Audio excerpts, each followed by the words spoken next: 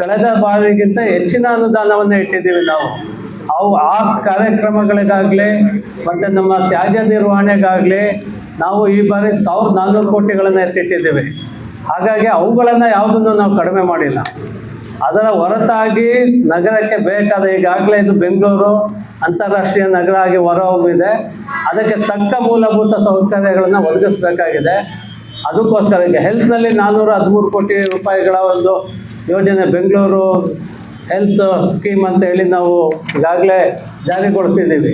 ಅದು ಕೂಡ ಈ ಬ್ರ್ಯಾಂಡ್ ಬೆಂಗಳೂರಿನ ಒಂದು ಭಾಗ. ಅದರಲ್ಲಿ ಈಗಾಗಲೇ ಆಯವ್ಯಯ ಭಾಷಣದಲ್ಲಿ ಓದಿದಾಗೆ ಸುಮಾರು 50% ಹಾಸಿಗೆಗಳು, 4000 ಹಾಸಿಗೆಗಳನ್ನು ಜಾಸ್ತಿ ಮಾಡ್ತಾ ಇದ್ದೀವಿ. ಬೇಕಾದಷ್ಟು ಬೇರೆ ಬೇರೆ ಸೌಲಭ್ಯಗಳನ್ನು ಕೊಡ್ತಾ ಇದ್ದೀವಿ. ಮತ್ತು ಕಲ್ಯಾಣ ಕಾರ್ಯಕ್ರಮಗಳಲ್ಲೂ ಕೂಡ ನಾವು ಯಾವುದೋ ಅನುದಾನ ಕಡಿಮೆ ಮಾಡಿಲ್ಲ, ಅದನ್ನು ಕೂಡ ಜಾಸ್ತಿನೇ ಮಾಡಿದ್ದೀವಿ. ಹೀಗಾಗಿ ಬ್ರ್ಯಾಂಡ್ ಬೆಂಗಳೂರು ಹಿಂದೆ ಮಾತ್ರ ಹೋಗ್ತಾ ಇಲ್ಲ, ಆದರೆ ಬೆಂಗಳೂರಿನ ಒಳಗಡೆಯಿಂದ ಕಟ್ಟ ಕಾರ್ಯಕ್ರಮಗಳು ಕೂಡ ಆಗ್ತಾ ಇದೆ. ಒಬ್ರು ಪ್ಲೀಸ್. ಈಗ ನಾನು ಹೇಳ್ತೀನಿ,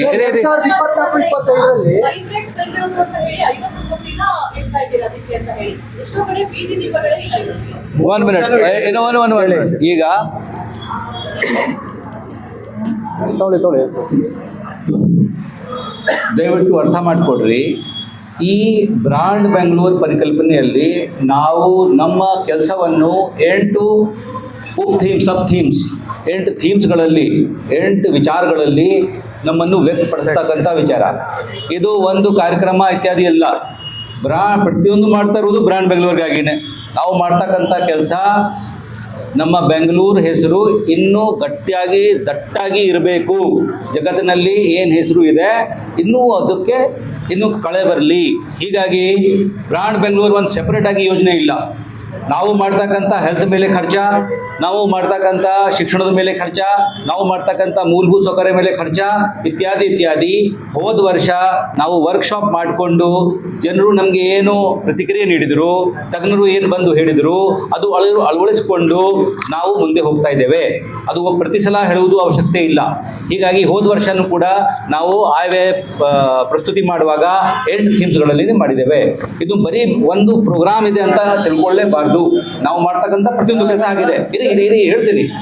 ಈಗ ಬ್ರಾಂಡ್ ಬೆಂಗಳೂರಿಗೆ ತಕ್ಕೂ ವಿಶೇಷ ಕಾರ್ಯಕ್ರಮಗಳನ್ನು ಹಮ್ಮಿಕೊಂಡಿದೆ. ಹೋದ ವರ್ಷ 1780 ಕೋಟಿದು, 1780 ಕೋಟಿದು ಆ ತಜ್ಞರು ಹೇಳಿದಂತೆ ವಿಚಾರಕ್ಕೆ ತಕ್ಕ ಹೊಸ ಕಾಮಗಾರಿಗಳನ್ನು ತೆಗೆದುಕೊಂಡಿದ್ದು.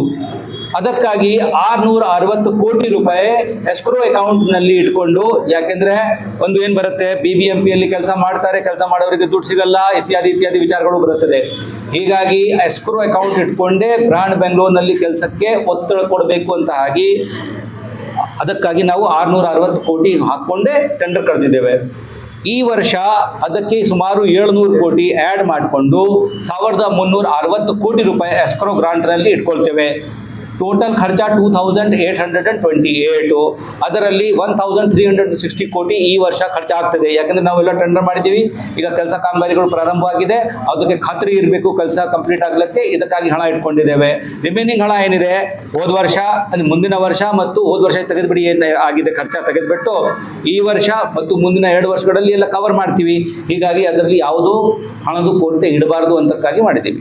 ಎರಡನೇದಾಗಿ ನೀವು ಹೇಳಿದ್ದು ಅಂದರೆ ವೈಬ್ರೆಂಟ್ ಬೆಂಗಳೂರಿಗಾಗಿ ನೀವು ಲಾಸ್ಟ್ ಟೈಮ್ 50 ಇಟ್ಟಿದ್ರಿ, ಈಗ ಏನು ಇಡ್ತಾ ಇದ್ದೀರಿ. ಲಾಸ್ಟ್ ಟೈಮ್ ಏನು ಇಟ್ಕೊಂಡಿದ್ದು ಅದನ್ನು ಸೇರಿ ನಾವೊಂದು ಬಜೆಟ್ ಒಂದು ಫುಲ್ ಟೇಬಲೇ ಹಾಕಿದ್ದೀವಿ. 2828 ಕೋಟಿ ಏನಿರಬೇಕು ಅಂತ ಲಾಸ್ಟ್ ಟೇಬಲ್ ಇದೆ ನೋಡಿ. ಈ ಪುಸ್ತಕದಲ್ಲಿ ದಯವಿಟ್ಟು ಪುಸ್ತಕದಲ್ಲಿ 122, 2828 ಇದರಲ್ಲಿ ಫುಲ್ ಎಸ್ಟಿಮೇಟ್ ಹೇಳ್ಬಿಟ್ಟಿದ್ದೀವಿ. ಈ ಎಸ್ಟಿಮೇಟ್ ಚೇಂಜ್ ಆಗಲ್ಲ. ಟೆಂಡರ್ ಮಾಡುವಾಗ 2-3% ಆಗ್ಬೋದು. ಇಷ್ಟೇ ಕಾಮಗಾರಿಗಳು ನಮ್ಮದು. ಇದರಲ್ಲಿ ಹೋದ ವರ್ಷ ಮಾಡಿದ್ದು, ಈ ವರ್ಷದಾಗಿ ಹೊಸದಾಗಿ ಸೇರಿದ್ದು ಎಲ್ಲ ಸೇರಿ 7828ಗಾಗಿ 1360 ಕೋಟಿದು ಪೇಮೆಂಟ್ ಗ್ಯಾರಂಟಿ ನಾವು ಇಟ್ಕೊಳ್ತಾ ಇದ್ದೀವಿ. ಓಕೆ, ಇದಕ್ಕೆ ವೈಬ್ರೆಂಟ್ ಬೆಂಗಳೂರಿನಲ್ಲಿ ಏನು ಹೇಳಿದ್ರು ಹಿಂದೆ ಮಾಡಿದ್ದು ಅಂದರೆ junction improvement plus some lighting LED lighting ಅದು ಟೆಂಡರ್ ಆಗ್ತಾ ಇದೆ, ಪ್ಲಸ್ ಮುಂದೆನೂ ಕೂಡ ಏನು ಹಣ ಬೇಕು ಅದು ಸೇರಿಸ್ಕೊಂಡು ಮಾಡಿದ್ದೀವಿ. ದಯವಿಟ್ಟು ತಾವು 2828 ಪೇಜ್ ನಂಬರ್ 122ಗೆ ಹೋಗಿ ನೋಡ್ಬೋದು. ಈಗ ತೆರಿಗೆ ಹಣ 5,700 ಕೋಟಿ ಅಂತ ಹೇಳಿ. ಹೌದು, ಯಾವ ಬೇಸಿಕ್ ಹೇಳಿದ್ರು? ಆಯ್ತು ಹೇಳ್ತೀನಿ. ಈಗ ನೋಡಿ, ನಾವು ಯಾವುದು ತೆರಿಗೆ ದರ ಇನ್ಕ್ರೀಸ್ ಮಾಡ್ತಾ ಇಲ್ಲ, ಮಾಡ್ಲಿಕ್ಕೂ ಆಗುದಿಲ್ಲ. ಈಗ ನಾಳೆ 1ನೇ ಏಪ್ರಿಲಿಂದ ಹೊಸ ಇದನ್ನು ಬರ್ತಾ ಇದೆ. ಈ 5,716 ಇತ್ಯಾದಿ 60 ಏನಿದೆ, 7 ಲಕ್ಷ ಪ್ರಾಪರ್ಟಿಗಳು ಔಟ್ಸೈಡ್. ನೀವು ಇದನ್ನು ನೋಡಿ, ನಮ್ಮ ಭಾಷಣದಲ್ಲಿ ನಮ್ಮ ಮಿತ್ರರು ಹೇಳುವಾಗ ಫುಲ್ ನಿಮಗೆ ಎಕ್ಸ್ಪ್ಲೇನ್ ಮಾಡಿದ್ದಾರೆ. ಫಾಸ್ಟ್ ಕಂದಾಯ 3 paragraphs please add, please read. ನಾವು ದಯವಿಟ್ಟು ಅದರ ಆ ಕಡೆ ಗಮನ ಕೊಟ್ಟು ಓದ್ಬೇಕು.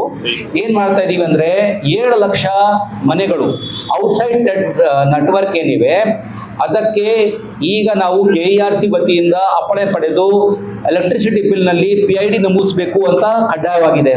ಆ PID ನಂಬರ್ ಬಂದಿಲ್ಲ ಅಂತ ಆದರೆ ಯಾಕೆ ಈ ಮನುಷ್ಯನಿಗೆ ಬರ್ತಾ ಇಲ್ಲ ಅಂತ ಅವ್ರು ನಮಗೆ ವರದಿ ಕೊಡ್ತಾರೆ. ಆ ವರದಿ ಅನ್ವಯಿಸಿ ಮತ್ತು GPS ಈಗಾಗಲೇ ನಾವು GPS ಆಧಾರಿತ ನಮ್ಮ ರೆವೆನ್ಯೂ ಸ್ಟಾಫ್ಗೆ ಕಳಿಸ್ತಾ ಇದ್ದೇವೆ. ಕಂದಾಯ ಇಲಾಖೆಯವರು ಡ್ರೋನ್ ಸರ್ವೆ ಮಾಡಿಕೊಂಡು ನಮಗೆ ಡೇಟಾ ಕೊಟ್ಟಿದ್ದಾರೆ. ಆ 3 ಅಳವಡಿಸಿ ಯಾವುದು ಪ್ರಾಪರ್ಟಿಗೆ PID ಬಂದಿಲ್ಲ ಅಂತದು 6 ಲಕ್ಷ ಪ್ರಾಪರ್ಟಿಗೆ ಈಗ ಸೇರಿಸಲಿಕ್ಕೆ ವ್ಯವಸ್ಥೆ ಮಾಡಬೇಕು. ಎರಡನೇದಾಗಿ ಇದನ್ನು ನಮ್ಮ ಡ್ರೋನ್ ಸರ್ವೆ ಕಂದಾಯ ಇಲಾಖೆ ಏನು ಮಾಡಿದೆ, ಅಲ್ಲಿ ನೀಡಿರುವ ಮಾಹಿತಿ ಮತ್ತು ಎತ್ತರದ ಆಧಾರದ ಮೇಲೆ ಎಷ್ಟು ಸ್ಕ್ವೇರ್ ಮೀಟರ್ ಅಥವಾ ಸ್ಕ್ವೇರ್ ಫೀಟ್ ಕಟ್ಟಡ ಇದೆ, ಅದರಲ್ಲಿ ಜನರು ಎಸ್ಕೇಪ್ ಆಗ್ತಾ ಇದ್ದಾರೆ, ಅದಕ್ಕೆ ನಾವು ರಿವಿಷನ್ ಮಾಡಿಕೊಂಡು ಕೊಡ್ತೇವೆ. ಅದು ಎಲ್ಲ ಕೆಲಸ ಮಾಡಿ ರಿವಿಷನ್ ಮಾಡುವುದು, ಎಲ್ಲರಿಗೂ ಟೆಕ್ಸ್ಟ್ ನೆಟ್ಗೆ ತರುವುದು ಮತ್ತು ಯಾರು ಎಸ್ಕೇಪ್ ಆಗ್ತಾ ಇದ್ದಾರೆ ಅವರಿಗೆ ಕಡಿವಾಣ ಮಾಡುವುದು ಇತ್ಯಾದಿ ವಿಚಾರಗಳಿಂದ 5,761ವರೆಗೂ ಹೋಗ್ತದೆ. ಜಾಸ್ತಿನೂ ಹೋಗ್ಲಿಕ್ಕೆ ಚಾನ್ಸಸ್ ಇದೆ. ನಾವು ಒಳಗೆ ಹೇಳಿದ್ದೀವಿ 1,000 ಹೊಸದಾಗಿ ಬರ್ಬೋದು. ನೀವು ಹೇಳ್ಬೋದು